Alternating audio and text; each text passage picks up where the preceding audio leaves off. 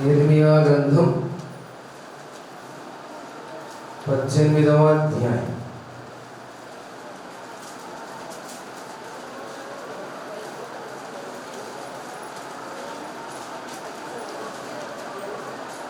ఇర్మియా గ్రంథం 18వ అధ్యాయం 1 నుండి 6 వరకు చదవండి. యెహోవా యొద్ద నుంచి ఇర్మియాకు ప్రత్యక్షమైన వాక్కు, నీవు లేచి కుమ్మరి ఇంటికి పొమ్ము, అక్కడ నా మాటలు నీకు తెలియజేస్తాను. నేను కుమ్మరి ఇంటికి వెళ్ళగా నేను కుమ్మరి ఇంటికి వెళ్ళగా వాడు తన సారి మీద పని చేస్తున్నాడు. కుమ్మరి జిగట మంటితో చేస్తున్న కుండ వాని చేతిలో విడిపోగా ఆ జిగట మన్ను మరలా తీసుకొని కుమ్మరి తనకు యుక్తమైనట్లుగా దానితో మరి ఒక కుండ చేసెను. అంతటా యెహోవా నుండి వాక్కు నాకు ఇలా వచ్చింది, ఇశ్రాయేలు వారులారా, ఈ కుమ్మరి మన్నుకు చేసినట్లు నేను మీకు చేయలేనా? ఇదే యెహోవా వాక్కు. జిగట మన్ను కుమ్మరి చేతిలో ఉన్నట్లు ఇశ్రాయేలు వారులారా, మీరు నా చేతిలో ఉన్నారు. కళ్ళు మూసుకున్నట్లయితే ప్రార్థన చేసుకుందాం దేవుని సహాయం కొరకై. ప్రేమగల తండ్రి, నీ ఘనమైన, శ్రేష్టమైన, నీ ఉన్నతమైన, నీ అద్భుతమైన నామానికి వేల కోట్ల స్తుతులు స్తోత్రాలు చెల్లించుకుంటున్నాను. గొప్ప దేవుడు నీవే, ఉన్నతుడు నీవే, అద్భుత ఆశ్చర్య కార్యములు చేయగలిగిన సమర్థుడు నీవే. ఇదిగో ఈ చిన్న సంఘాన్ని నువ్వు జ్ఞాపకం తెచ్చుకోండి. సంఘ సరిహద్దులు మీరు నాయన దీవించండి. రాబోతున్న అనేక మంది ఇంకా త్వరితముగా రావడానికి నీ కృప దయచేయండి. పరిశుద్ధుడు నాయనా, పరిపూర్ణుడు నాయనా, పవిత్రుడు నాయనా, పూజ్యనీయుడు నాయనా, నీ పాదాలకు వేల కోట్ల స్తోత్ర. ఇదిగో నీ సన్నిధిలో నిలబడిన నన్ను నీ రెక్కల చాటున దాయండి. నీ ముఖ దర్శనం కనిపిస్తూ మీరు మాట్లాడండి. నీ సన్నిధిలో విరిచి కాల్చి మీరే నన్ను వాడుకోమని, ఈ బిడ్డలకు ఏ మాటలైతే అవసరమో, ఏ మాటల చేత నీ బిడ్డలు మీరు ఓదారుస్తారు, ఏ మాటల చేత నీ బిడ్డలు మీరు సరిచేస్తారు, ఆ మాటలు పలకడానికి, నీ మాటలుగా ఉండడానికి కృప దయచేయండి. సంపూర్ణముగా నన్ను నీ స్వహస్తాలు తీసుకొని దుమ్మును తూలిని అయా పెంట కుప్ప మీద పురుగు వంటి వాడు దేవాలైనా, ఏ యోగ్యత లేని వాడు, ఏ అర్హత లేని వాడు నేను తగ్గించబడవలసిందిగా ఉంది నాయనా, మీరు హెచ్చింపబడవలసిన వారుగా ఉన్నారు. నీ పాద తూలి నన్ను మర్చిపోవాలండి నాయన, నన్ను గుర్తు తెచ్చుకోండి. నీ పాలేరు నన్ను మర్చిపోవాలి. మీరే నీ బిడ్డలతో సూటిగా మాట్లాడమని ప్రభువు నన్ను యేసుక్రీస్తు వారి నామములో అడిగి వేడుకుంటున్నాను తండ్రి. ఆమేన్. హల్లెలూయా. అందరూ చేతులు పైకెత్తారా? హల్లెలూయా. చాలా సంతోషం. దాదాపు మందిరం అంతా నిండిపోయింది. ప్రియమైన దేవుని బిడ్డరా, ఇర్మియాకు దేవుడు ప్రత్యక్షమై, ఎవరు ప్రత్యక్షమై చెప్పాలా? దేవుడు ప్రత్యక్షమై చెప్తున్నాడు, మీరు అయ్యా ఇర్మియా గారు, నీవు బయలుదేరి కుమ్మరి ఇంటికి పో. ఎక్కడికి పోవాలంట? కుమ్మరి వారి ఇంటికి పో. అక్కడ నా మాటలు నీకు నేను తెలియజేస్తాను. ప్రియమైన దేవుని బిడ్డరా, ఇర్మియా బయలుదేరి కుమ్మరి వారి ఇంటి దగ్గరికి వెళ్ళాడా? వెళ్ళలేదా? అమ్మా, ఇంకెవరు ఆరోపకండి, మీరు శ్రద్ధగా నా మాట వినండి, అటు ఇటు జరుగుతాయి.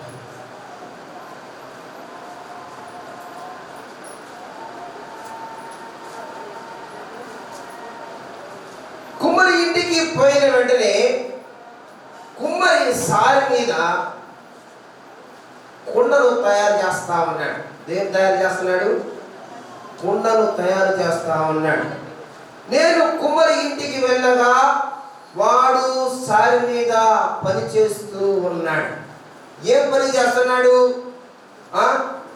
కుండను తయారు చేస్తా ఉన్నాడు. దేనితో చేస్తున్నాడు కుండని?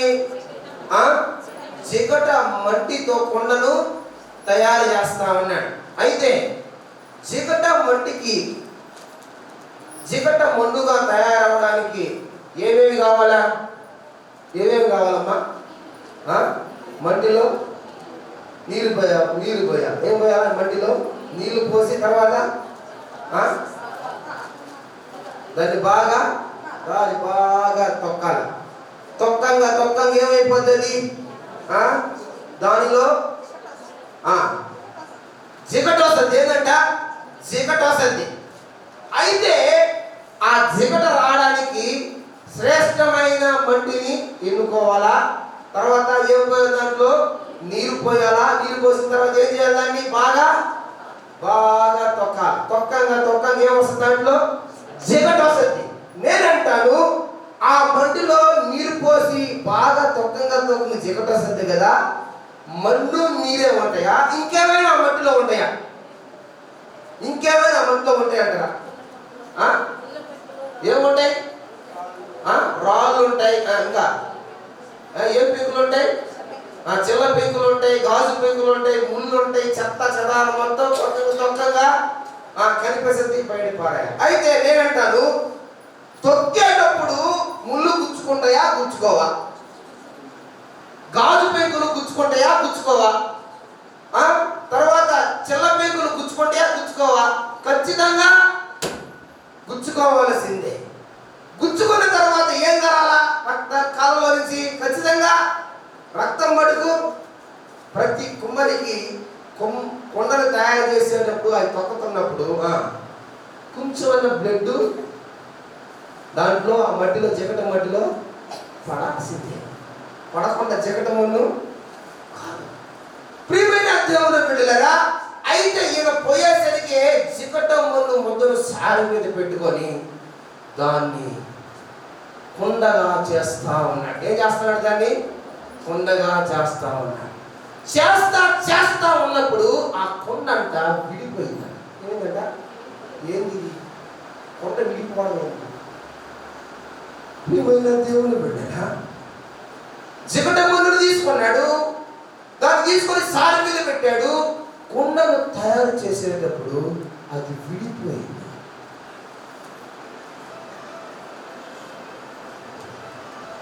ప్రియమైన దేవుని బిడ్డ, అది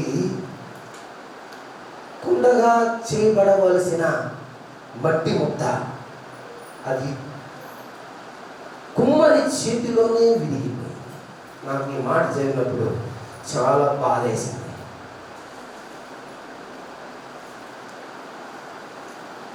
ఎంతగా కష్టపడ్డాడో, ఎంతగా దాన్ని అందంగా రూపుదిద్దాలనుకున్నాడో, ఎంతగా దాన్ని ఆయనకు ఉపయోగించుకోవడానికి కొరకు ఏర్పరచుకోవాలనుకున్నాడో, ఆ కుండ ఏమైపోయిందంటే ఆయన చేతిలో విరిగిపోయింది.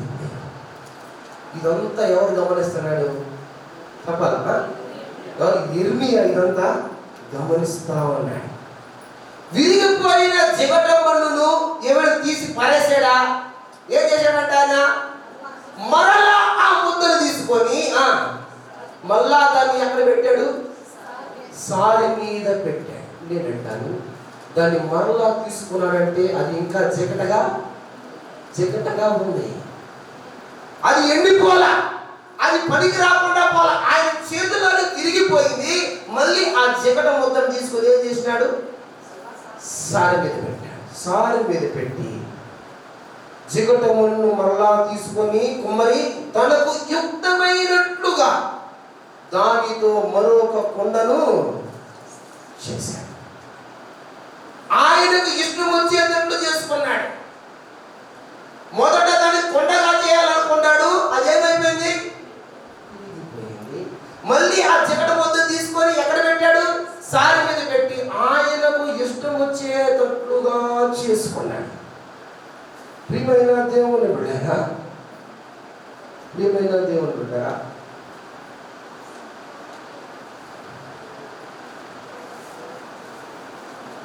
దేవుడు చెప్తున్నాడు ఒక మాట. సారే అనగా, దేవా ఏంది సారే అంటే, ఏందయ్యా సారే అంటే దేవుని మందిరం. హల్లెలూయా, హల్లెలూయా. దేవుని మందిరం సారే అంటే, కుమ్మరి అనగా దేవుడే. కుమ్మరి అంటే ఎవరు? దేవుడే. చికట మంది ఎవరంటే ఎవరు? విశ్వాసే, విశ్వాసే. అది ఆయన చేతిలో విడిపోయింది. మళ్ళీ ఆయన దాన్ని కుండగా చేస్తున్నాడు. ఆయనకి ఇష్టమైన కుండగా చేసుకుంటున్నాడు. ఆయన దీనికి దానికి, ఆయన దేనికి దానిని ఉపయోగిస్తాడో ఆయన ఇష్టం. ఆయన చేతిలో ఉంది కనుక, అది ఆయన సంఘములో ఉంది కనుక, ఆయన మందిరములో ఉంది కనుక, అది ఒకవేళ విడిపోతే విడిపోయి ఉండొచ్చు, పడిపోతే పడిపోయి ఉండొచ్చు. ఒకవేళ అది కానీ సంఘములో లేకుండా, సారి మీద లేకుండా, ఒకవేళ దాన్ని ఇసిరి కానీ ఎండలో కానీ పడేసేదిగా, అది ఇంకా ఎక్కడుందట? ఎక్కడుందట? సారి అనే సంఘంలోనే ఉంది. అది విడిపోయింది. దేవుడు దాన్ని చూశాడు. చూసి తనకిష్టమైన కొండగా, తనకు ఉపయోగపడే కొండగా దాన్ని దేవుడు నియమించుకున్నాడు అంటున్నాడు. అక్కడ దేవుడు అంతటా యెహోవా నుండి వాక్కు నాకు ఇలా వచ్చింది. ఇదంతా ఎవరు గమనిస్తున్నారంట? యిర్మీయా గమనిస్తా ఉన్నాడు. ఆయన సారి మీద పెట్టడం, ఆ కొండగా దాన్ని తయారు చేయడం, అది విడిపోవడం, మళ్ళీ దాన్ని తీసుకోవడం, మళ్ళీ ఆ చికట మొత్తం తీసుకోమని సారి మీద పెట్టి తనకి ఇష్టమైనట్లుగా దాన్ని చేసుకోవడం, ఇదంతా ఎవరు గమనిస్తున్నారు? యిర్మీయా గమనిస్తా ఉన్నాడు. గమనిస్తా ఉన్నప్పుడు దేవుని స్వరము యిర్మీయాతో మాట్లాడుతా ఉంది. ఏమని తెలుసా? అంతట యెహోవా నుండి వాక్కు నాకు ఇలా వచ్చింది. ఎలా వచ్చిందంట? ఏమన్నా చదవండి. ఇశ్రాయేలు వారులారా, ఈ కుమ్మరి మంటికి చేసినట్లు నేను మీకు చేయలేనా? ఏమంటాడు? అమ్మ విజయమ్మ, నీ పక్కన ఉంది, ఆమె నిద్ర పంపించామంటే దేవుడు అక్కడ నిద్ర పోని. ఈ మంటికి చేసినట్లు నేను మీకు చేయలేనా? మీరు నా చేతిలో ఉన్నారు కదా, మీరు నా సన్నిధిలోనే ఉన్నారు కదా. ఒకవేళ విడిపోతే విడిపోవచ్చు, కానీ ఇశ్రాయేలు వారులారా, ఈ మంటికి కుమ్మరి చేసినట్టు నేను మీకు చేయలేనా? మీకు చేయలేనా? ప్రియమైన దేవుని బిడ్డలారా, చూడండి ఈ మాట చాలా చాలా ఆశ్చర్యంగా ఉంది. అంటున్నాడు, ఏమన్నాడు? ఇది యెహోవా వాక్కు, జిగటి మన్ను కుమ్మరి చేతిలో ఉన్నట్లుగా ఇశ్రాయేలు వారులారా, మీరు నా చేతిలో. మనం దేవుని చేతిలో ఉన్నాం, దేవుని చేతిలో ఉన్నాం. అందుకనే అపోస్తలుడు పౌలు రోమీయులకు రాసిన పత్రిక 9వ అధ్యాయం 21వ వచనంలో ఒక మాట రాస్తున్నాడు. అదండి, ఒక ముద్దలో నుండి ఒక ఘటము ఘనతకును, ఒకటి ఘనహీనతకును చేయుటకు మంటి మీద కుమ్మరి వానికి అధికారం లేదా?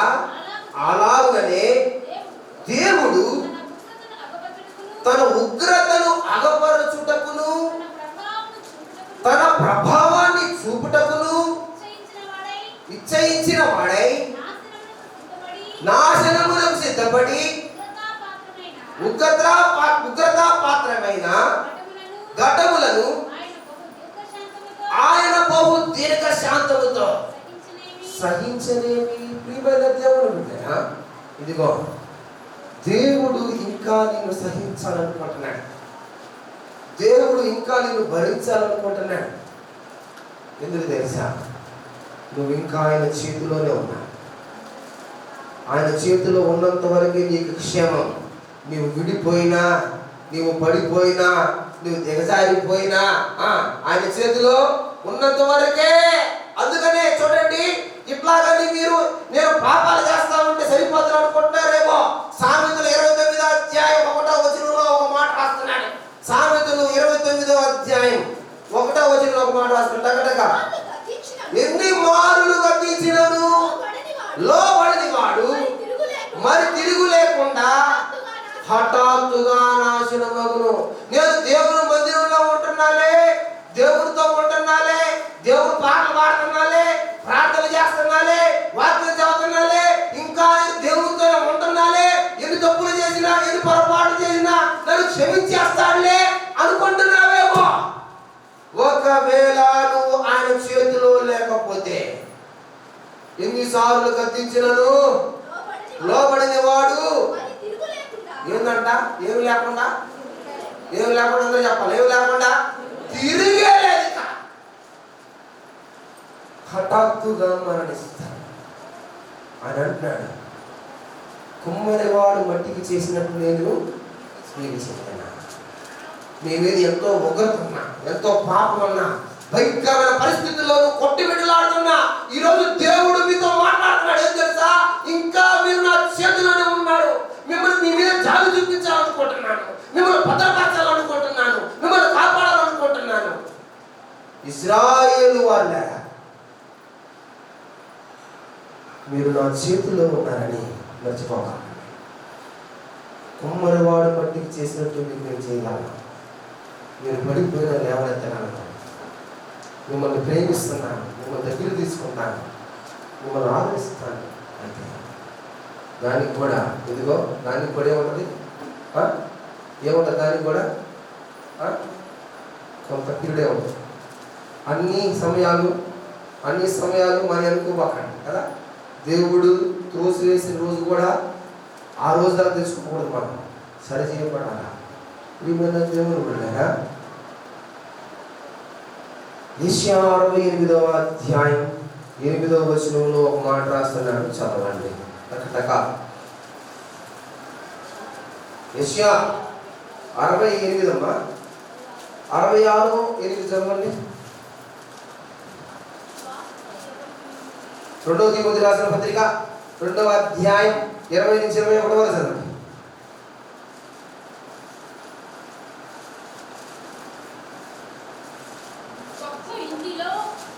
బాగా వినాలి, బాగా వినాలి. గొప్ప ఇంటిలో వెండి పాత్రలను, బంగారు పాత్రలను అమ్మా మాత్రమే గాక అమ్మా కర్రవియు మంటివి కూడా ఉండును.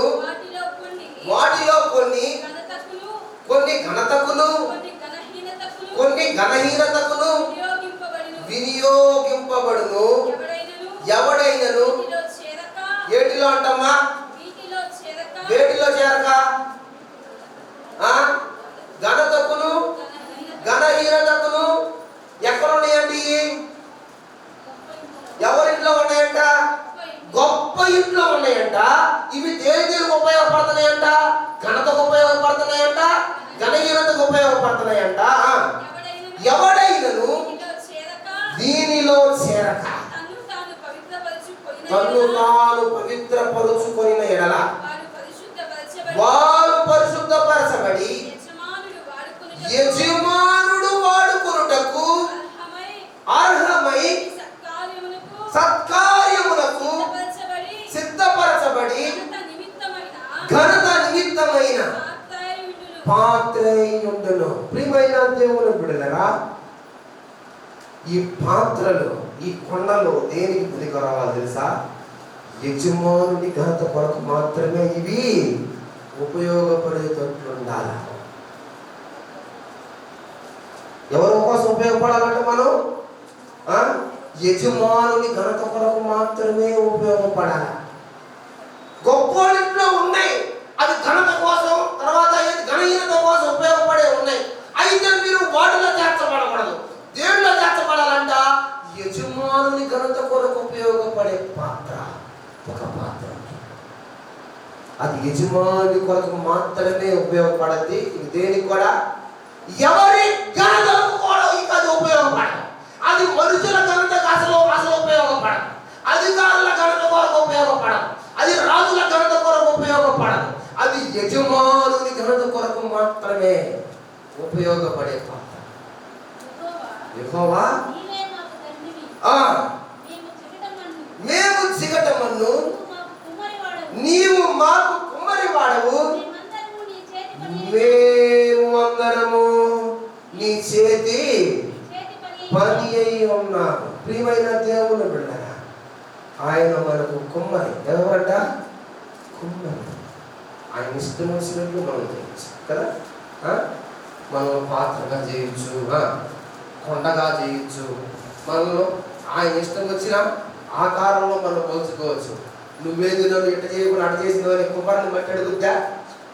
అడగడానికి లే. నువ్వు కూడా అంతే. నన్ను ఎందుకు ఇట్ట చేసినావు? నా పరిస్థితులు ఇట్టోనేయంది, అల్లా వాళ్ళ పరిస్థితి అట్టోనేయంది, ఇలా వాళ్ళు ఎట్టు పెట్టేవేంది, అల్లా వాళ్ళు అడ్డుపెట్టేవేంది, నన్ను ఎట్టుచ్చావని అడగడానికి నువ్వుగా. నిన్ను చికటి మండుగా చేసిన వాడు ఆయనే.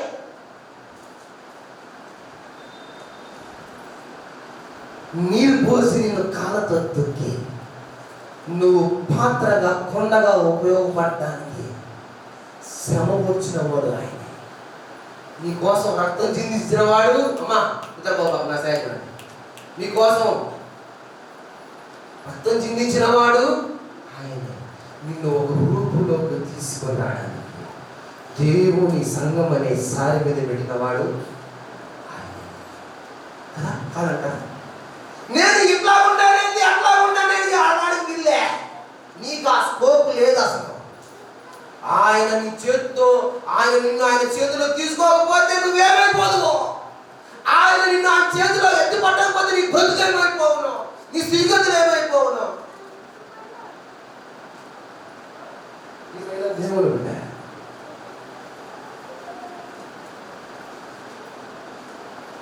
దేవుడు ఒక అతన్ని పిలిచాడు. అయ్యా, నిన్ను నా ప్రజల కోసం నిన్ను ఎన్నుకున్నాను. నువ్వు పొరపాటు చేసి ఇదిగో ఒకరిని చంపివేసి నా కార్యాన్ని జరిగించుకోవడానికి నువ్వు ఇక్కడికి వచ్చేసావు. 80 సంవత్సరాలు అయిపోయింది. ఇదిగో నువ్వు గురిని కాస్తావు. నేను మళ్ళీ నేను వాడుకోవాలనుకుంటున్నాను నా కోసం అంటే ఆయన ఏమంటాడు తెలుసా? చూడండి, ఎక్కువ కాండం 4వ అధ్యాయం 10 నుంచి 12 వరకు చదవండి. టకటగా. ప్రభువా, ఇంతకు మునుపైనను అప్పుడు మోషే, ప్రభువా, ఇంతకు మునుపైనను నీవు నీ దాసునితో మాట్లాడినప్పటి నుండి నేను మాట నేర్పరిని కాను. ఏంటంట? ఈ దాసులతో నువ్వు మాట్లాడినప్పుడు నుండి నేను మాట నేర్పరిని కాను. నేను నోటి మాన్యము నాలుక మాన్యము కలిగిన వాడను. యెహోవాతో చెప్పరా. యెహోవా దేవుడు అంటున్నాడు, మోషే, మానవునికి నోరిచ్చిన వాడు ఎవరు? హల్లెలూయా, హల్లెలూయా. మానవునికి నోరిచ్చిన వాడు ఎవడు? అమ్మా, మూగవానినే గాని, చెవిటి వానినే గాని, దృష్టి కలిగిన వాడినే గాని, గుడ్డి వానినే గాని పుట్టించిన వాడు ఎవడు? యెహోవానైనా నేను కదా. గుడ్డివాడిని, మూగివాడిని, చెవిటివాడిని, నోటి మాన్యము కలిగిన వాడిని, నత్తివాడిని సృష్టించిన వాడు ఎవడు? నేను కాదా? నేను కాదంటారా? నేను నోటి మాన్యమైతే నేను నోరేమన్నా? నిన్ను సారి మీద సృష్టించిన వాడిని ఎవరు? నిన్ను జొమ్ములో పెట్టినప్పుడు నీ తల్లి నీ అక్క నిన్ను కాపాడిన వాడు ఎవడు? నిన్ను తీసుకొని పోయి రాజుల గృహములో ఉంచిన వాడు ఎవరు? నేను కాదా? నేను కాదా? కాబట్టి వెళ్ళుము. నేను నీ నోటికి తోడై ఉంటా. నీవు ఏమి పలకవలసినది బోధించెదను అతనితో చెప్పాను. ప్రియమైన దేవుని బిడ్డలారా,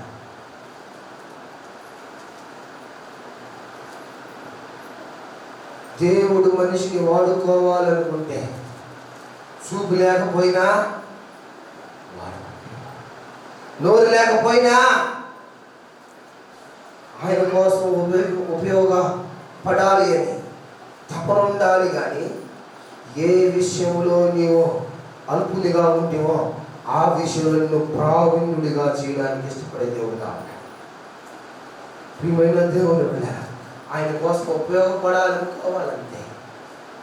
అందుకని చూడండి, ఒక మాట రాస్తున్నాడు. దేవుడి చేత వాడబడిన తర్వాత, దేవుని చేత ఇదిగో నడిపబడిన తర్వాత మోసే కార్యాలను ఇదిగో కథలుగా చదువుకున్న ఆ రోజుల్లో అపోస్తలుడైన పౌలు మోసే గురించి ఇలా రాస్తున్నాడు. అపోస్తలుల కార్యం 7వ అధ్యాయం 22వ వచనంలో ఒక మాట రాస్తున్నాడు, చదవండి. ఐగుప్తీయుల సకల విద్యలను అభ్యసించి దేనిమ్మా ఇంతకుముందు ఏమన్నాడమ్మా ఆయన? నేను మాట నాకు నేర్పని కాదు, నోటి మాంద్యము కలిగిన వాడు అన్నాడు కదా. ఇక్కడ అపోస్తలుల పౌలు విట్నెస్ చేస్తున్నాడు. మాటల యందును అమ్మా కార్యముల యందును ప్రవీణుడై ఉండేను. ప్రియమైన దేవుని పని చేయడానికి నువ్వు ఒకవేళ సాకులు చెప్పుకుంటున్నావేమో, దేవుని పని చేయకుండా లోకంలో పడిపోతున్నావేమో, దేవుని పని చేయకుండా ఇదిగో అనేకమైన నీ ప్రాబ్లమ్స్ లేని ఉన్నవని చెప్పుకుంటున్నావేమో.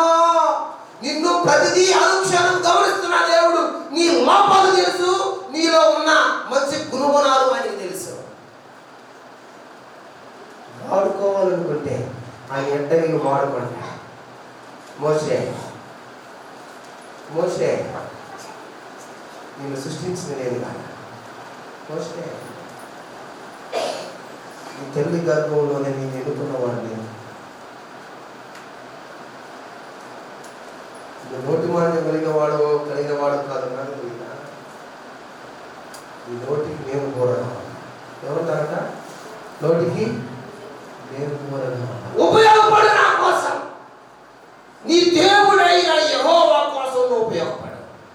నీకు అవకాశం వచ్చింది, పోగొట్టుకోబాక. ప్రియమైన దేవుడు బిడ్డ, చాలా మంది దేవుడు అవకాశం ఇచ్చిన తర్వాత దాన్ని పోగొట్టుకుంటున్నారు. తన భక్తి జీవితాన్ని పోగొట్టుకుంటున్నారు, తన విశ్వాస జీవితాన్ని పోగొట్టుకుంటున్నారు, తన క్యారెక్టర్ని పోగొట్టుకుంటున్నారు, తన వ్యక్తిగత విలువల్ని పోగొట్టుకుంటున్నారు. ఇదిగో ఇంకా నువ్వు ఆయన చేతులనే ఉన్నావు. ఒకవేళ నువ్వు విడిపోవచ్చేమో, కానీ నువ్వు చీకటి ముందుగానే ఉన్నావు. ఆయన్ని సారి మీద పెట్టి ఆయనకు ఉపయోగపడే పాత్రగా దీన్ని ఆయన చేయాలని కోరుకుంటున్నాడు. ప్రియమైన దేవుని బిడ్డలారా, ఆదికాండం 2వ అధ్యాయం 7వ వచనంలో ఒక మాట రాస్తున్నాడు, చదవండి. దేవుడైన యెహోవా నేలమట్టితో నరుడు నిర్మించి వారి నాసికారంధ్రములో జీవవాయువును వదగా నరుడు జీవాత్మ అయిన. హల్లెలూయా. అందరూ నిద్రపోతున్న వాళ్ళందరూ, మేలుకున్న వాళ్ళందరూ చెప్పండి, 2 చేతులు పైకెత్తండి ఒకసారి. హల్లెలూయా.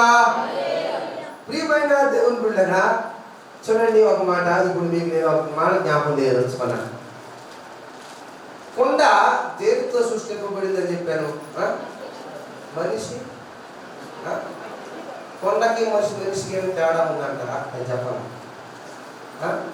ఉంది తేడా. జీవవాయువును ఊదగా నరుడు జీవాత్మే. ఒకవేళ జీవవాయువును ఊదకపోతే వీళ్ళు కూడా మట్టి కొండ. ఏంది? మట్టి కొండ కదా. మట్టి కొండ కదా కాదంటారా? ఖచ్చితంగా మట్టి కొండ. ఏది నీ ప్రత్యేకత అంటే నీలో జీవవాయువు ఉంది, జీవాత్మ నీలో. అది నీ ప్రత్యేకత, అది దేవుడు. కొండని ఈ లోకం మనిషి తయారు చేస్తే, మనిషి అనే ఎవరు తయారు చేశారు? దేవుడు తయారు చేశాడు. దీనికి దానికి తన దగ్గర పోలికలు ఉన్నాయి. అయితే బైబిల్లో అనేకమైన కొండలు ఉన్నాయి. కొన్ని కొండలు మీకు చెప్పి నేను ఊహించడానికి ఇష్టపడతాను. చూడండి, యిర్మీయా 19వ అధ్యాయం 11వ వచనంలో ఒక మొక్క కూడా రాయబడింది. సైన్యములకు అధిపతి అయిన యెహోవా ఇలా చెప్తున్నాడు, మరలా బాగు చేయ వీలు లేని కుమ్మరి పాత్రను ఒకడు పగలగొట్టినట్లు నేను ఈ జనాన్ని, ఈ పట్టణాన్ని పగలగొట్టబోతున్నాను. పాతి పెట్టడానికి స్థలం లేకపోయినందువల్ల తోపెందులో వారు పాతి పెట్టకూడదు. ఈ కొండ ఏ కొండ అంట చెప్పాలా? ఏ కొండ అంటే ఇది? పగిలిపోయిన కొండ. ఏమైపోయిందండి? ఇది పగిలిపోయింది. ఇంతకుముందు అంటుంది కొండ, ఇంతకుముందు ఉపయోగపడిందే కదా, ఇంతకుముందు దేవుడి కోసం ఉపయోగపడిందే, ఇంతకుముందు దేవుని స్తుతించిందే, యజమానుడికి అవసరపడిందే, యజమానుడిని కనపరిచిందే. ఒకవేళ ఈ కొండ అయితే ఈ కొండ ఏమైపోయిందంటే ఇప్పుడు పగిలిపోయిందంటే ఈ కొండ పగిలిపోయింది. పగిలిపోయిన కొండ దేనికైనా పనికొస్తుందా? ఒక్కదానికి పనికొస్తుంది. చక్కర చెలబడితే ఒళ్ళు గీక్కోవడానికి తప్ప దానిలో అది నీళ్ళు పోయలేదు, అది దేనికి పైన అది పగిలిపోయిన అందుకనే యెషయా 30వ అధ్యాయం 14వ వచనంలో ఒక మాట మాట్లాడతాను. చూస్తారా?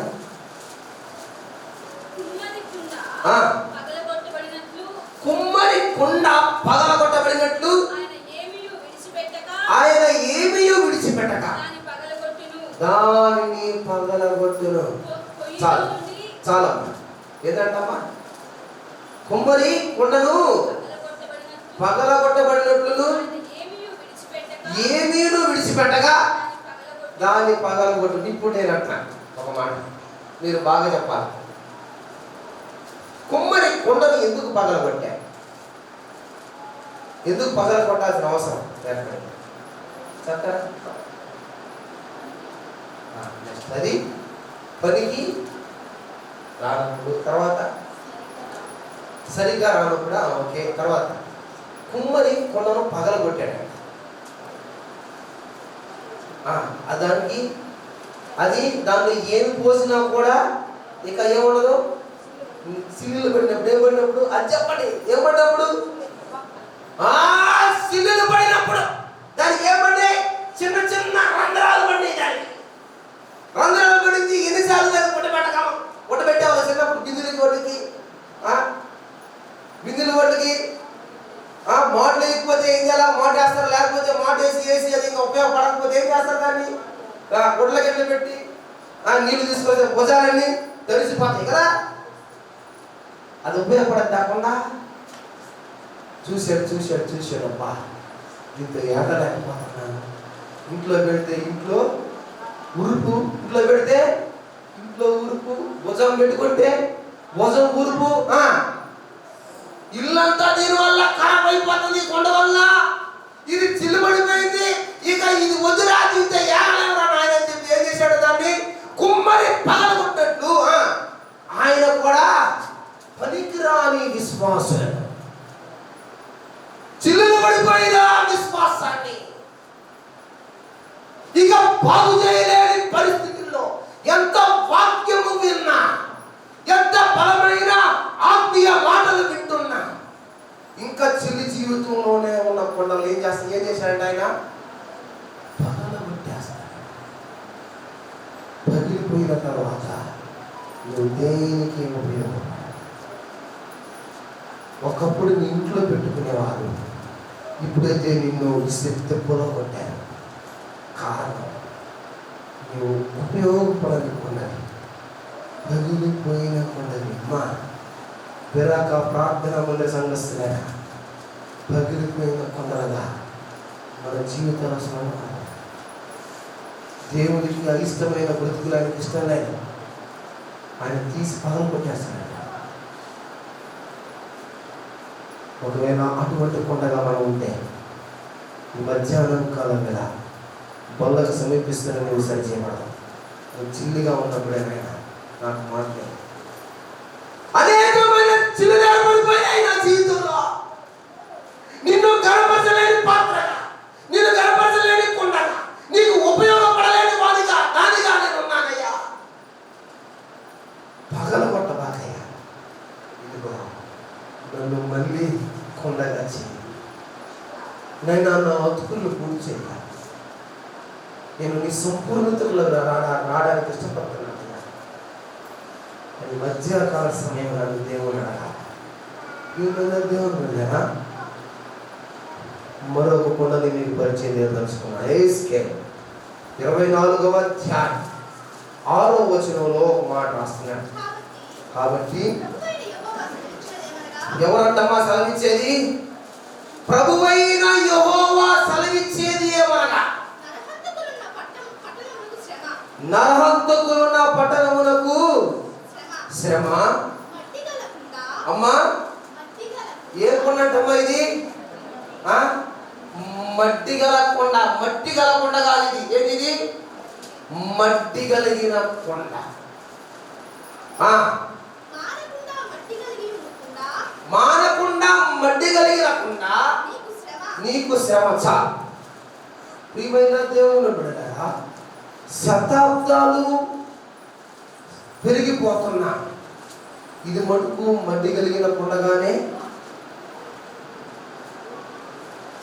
శతాబ్దాలంటే విశ్వాస జీవితంలో కొన్ని సంవత్సరాలు గతించిపోయిన బాప్తిస అనుభవాలలో 32 సంవత్సరాలు, 40 సంవత్సరాలు, 25 సంవత్సరాలు ఉన్న ఈ కొండ ఏ విధంగా ఉందంట? మట్టి కలిగిపోయి ఉందంట ఈ కొండ. ప్రియమైన విశ్వాసి, శుభ్రం లేని కొండలో ఏదైనా వేస్తే అది కూడా పడిపోదా? కొండ మడ్డి ఉంది నా లోపల, బూజు పట్టిపోయింది నా లోపల. దాంట్లో వేడి వేడి అమ్మాయి ఏమి పద్ధతి కూడా పాడైపోద్ది. ప్రియమైన దేవుడు బిడ్డరా,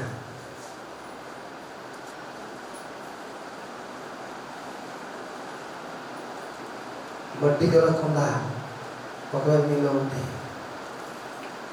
పరిశుద్ధాత్మ దేవుడి మీద పని చేయండి. ఏం వేసినా సరే అది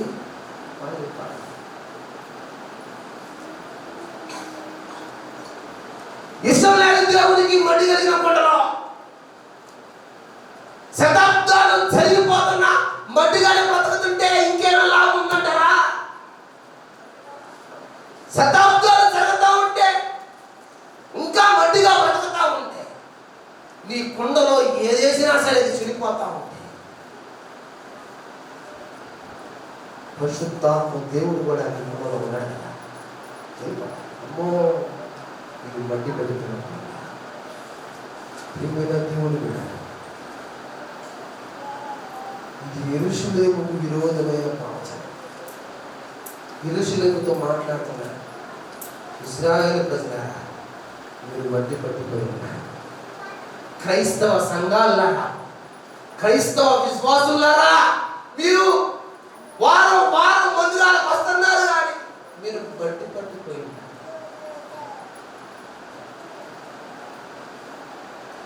మిమ్మల్ని నిషేధిస్తున్నారు. శతాబ్దాల కొద్ది మీరు ఇలాగే ఉండిపోతున్నారు. ఏమైనా దేవుడు ఈ మట్టి పెట్టకుండా బాగు చేయడం మహా కష్టం.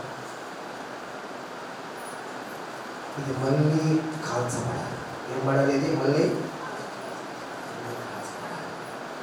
మళ్ళీ దీన్ని కరగతీయాలి. ఇదిగో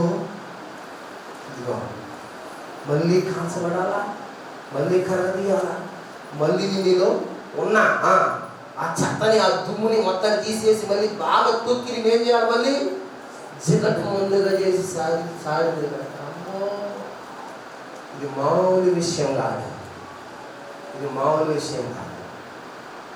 ఏమైనా దేవుని బిడ్డనా, నువ్వు అటువంటి కొండగా ఉంటే చాలా కష్టం నీకు శుద్ధి చేయాలంటే. ఆ దేవుడే నేను శుద్ధి చేయాలంట, మనుషులు శుద్ధి చేయాలి. ఏమైనా విశ్వాసం మట్టి కలిగిన కొండ నీ జీవితంలో ఉండి ఒకసారి చేయాలి.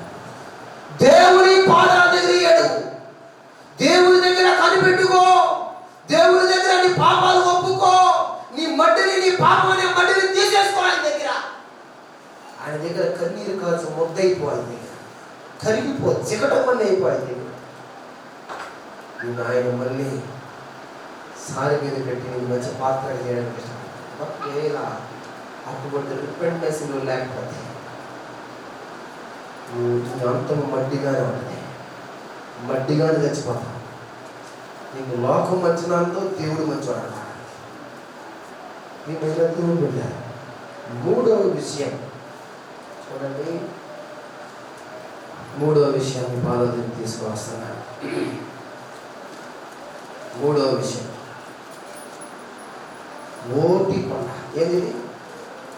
ఏ కొండ అంటాం అది? ఓటి కొండ. కీర్తనలు 31వ అధ్యాయం 12వ వచనం ఒకసారి చదువుతారా?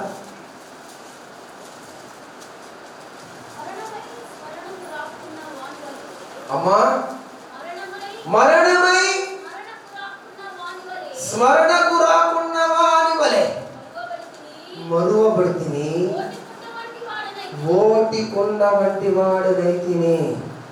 ప్రియమైన దేవుని బిడ్డ, ఇదిగో ఈ కొండలో ప్రత్యేకత ఉంది. ఏం తెలుసా? ఈ కొండలో ప్రత్యేకత ఉంది. ఏం చెప్పరా? చెప్పాలా? విజ్ఞులైన మీరు మాట చెప్పాలి. ఈ కొండలో ప్రత్యేకత ఉంది. ఈ కొండ తనలో ఉన్న పాపాన్ని ఒప్పుకుంటుంది. నాయనా, నేను పోటీగా ఉన్నా, నాయనా నేను పాపంలో పడిపోయి ఉన్నా, నాయనా నేను పాపంలో పుట్టిన వాడను, పాపంలో నా తల్లి నన్ను గర్భం ధరించాను, నేను ఓటికుండా వాడిని అయిపోయినయ్యా. ఇదిగో చేయక నేను తెలిసి నువ్వెవరో తెలిసి, నీలో ఉన్న గొప్పతనం తెలిసి, నువ్వు నన్ను దీవించిన రీతిని మరిచి, నాకున్న మార్చిన స్థాయిని మరిచి నేను పాపము చేసి ఓటివాడు అయిపోయాను. ప్రియమైన దేవుని పిల్ల, ఓటిదంటే అక్కడ మనుషులోనే తీసుకోండి. ఓటిదంటే కాలు సరిగా లేకపోవడం, తర్వాత చెయ్యి సరిగా లేకపోవడం. కానీ ఇది ఉపయోగపడుతుంది, దేవుడికి వదడానికి ఉపయోగపడదా? పక్షపాతం కలిగి రే, ఇది నీ కాలు చేయబడిపోయి, ఇదిగో ఒక కాలు చేయి బాగుంది కనుక కర్ర తీసుకొని కాకు రానివ్వకుండా చేయగలరా? ఇది ఎంత కొంత ఉపయోగపడే కొండే. అయితే ఈ కొండ దేవుడితో ఏం మాట్లాడుతుంది తెలుసా? నాయనా, నేను పాపంలో పడిపోయినానయ్యా, నా తల్లి గర్భంలోనే నన్ను పాపంతో కననయ్యా, నేను పాపంతో గర్భం ధరించిన వాడినయ్యా. నువ్వెవరో తెలిసి, నువ్వు నన్ను దీవించిన విధానం తెలిసి, ఎక్కడో గొర్రెలు కాసుకుని నన్ను తీసుకొని వచ్చి ఆలోచన చేస్తాను. నేను పాపాన్ని చూసి పాపంలో పడిపోయి ఓటు లేదు. దేవుని దగ్గర కన్నీరు కార్చుకుంటున్నాకుండా, హల్లెలూయా హల్లెలూయా. ప్రియమైన విశ్వాసి, ఓటిగా ఉన్నా పర్లేదు, కానీ దేవుని దగ్గర ఒప్పుకునేకుండా నువ్వు ఉండాలని దేవాది దేవుడు కోరుకుంటున్నాడు. కీర్తనలు 51వ అధ్యాయం 5వ వచనంలో ఒక మాట రాస్తాడు, చదువు. నేను పాపములో పుట్టిన వాడను, పాపములోనే నా తల్లి నన్ను గర్భము ధరించును. ప్రియమైన దేవుడు,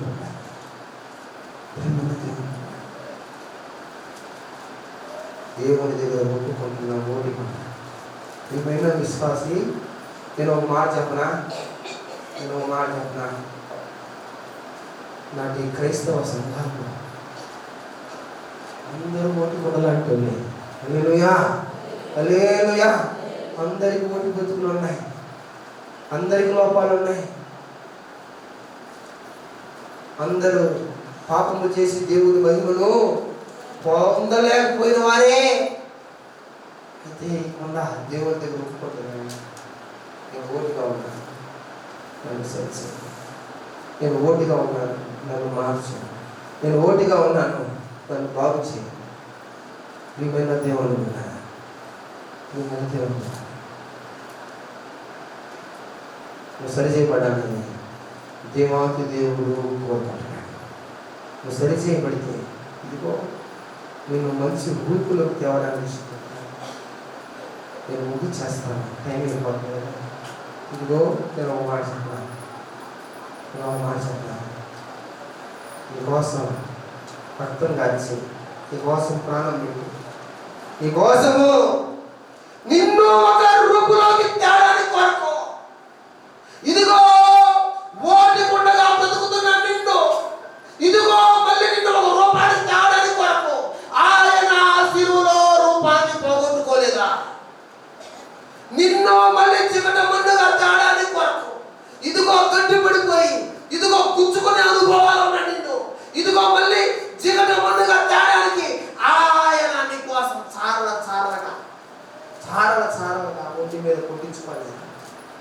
నీకోసం రక్తగాయాలు ఆయన ఒంటి నిండా కాదు, నీకోసం అల్లాడిపోయాడు.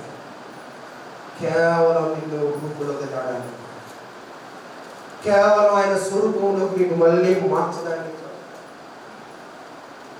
ప్రియమైన దేవుడు తన మీ కుమారుని సహితం నీకోసం మళ్ళీ ఈ లోకానికి పంపుతాడు. నేను ఎంతగా ప్రేమించాను. నీకో ఓటిగా ఉన్నా పర్వాలేదు, ఆయన దగ్గర కనిపెట్టుకున్నాడు. భూములు సరిపోయా, ఒకవేళ పగిలిపోతున్నావేమో, పగిలిపోబోతున్నాడు, సరిచేయి. ఇదిగో సారిపోయిన ఉన్నావు, ఇంకా ఒకవేళ విడిపోయినా సరే ఇంకా చికట మునుగానే ఉన్నావు కాబట్టి నిన్ను యజమానునికి అవసరమైన రూపులాగా తెచ్చుకుంటాడు. యజమాను రూపులోకి నేను ఆయన తెచ్చుకుంటాడు. ప్రియమైన దేవుని బిడ్డ, మడ్డిగా బ్రతుకుతుంటే నువ్వు కాల్చబడాల్సిందే, మళ్ళీ నిన్ను మొత్తం నిర్వీర్యం చేయాల్సిందే, మళ్ళీ నిన్ను మొదటించి ఇదిగో నిన్ను మళ్ళీ పాలతో మళ్ళీ నిన్ను పెంచాల్సిందే. ఆత్మీయమైన అనుభవాలు తెలుసు అనుకుంటున్నావేమో, నువ్వు పాలు తాగే అనుభవంలో పడిపోయావని మధ్య అనుభవంలో ఉన్నావని గుర్తు పెట్టుకోవాల్సిందే. దావీదు భక్తుడు అంటాడయ్యా, నేను ఓడిపోయినా అనుసరించి. ప్రియమైన విశ్వాసి, నీకోసం రక్తం చెల్లించినవాడు, నీకోసం కొరడా దెబ్బతిన్నవాడు, నీకోసం పక్కలో బల్లు పోటు పొడుచుకున్నాడు, నీకోసం ముళ్ళగీట పెట్టుకున్నవాడు, నీకోసం కరిగిపోయినవాడు, విరిగిపోయినవాడు, మరణించినవాడు, నీ కోసం తన ప్రాణాన్ని ఈ లోకానికి అప్పగించుకున్న దేవుడు అంటున్నాడు, నిన్ను మళ్ళీ నేను రూపులోకి తీసుకురావాలనుకుంటున్నాను. వస్తావా? మళ్ళీ నేను నా స్వరూపంలో తెచ్చుకోవడానికి ఇష్టపడతాను. రాగలవా? నువ్వు ఆయన అడుగుతావా? అయినా ఓటు బ్రతుకున్నాను అనుసరించి, అయినా ఓటు బ్రతుకున్నాను అనుసరించి దేవుడు నిన్ను అడిగితే దేవుడు నిన్ను ఆయన సంపూర్ణతలో తీసుకోవడానికి ఇష్టపడతాడు. కళ్ళు మూసుకోండి, ప్రార్థన చేసుకోండి. కళ్ళు మూసుకోండి, ప్రార్థన చేసుకోండి. నైనా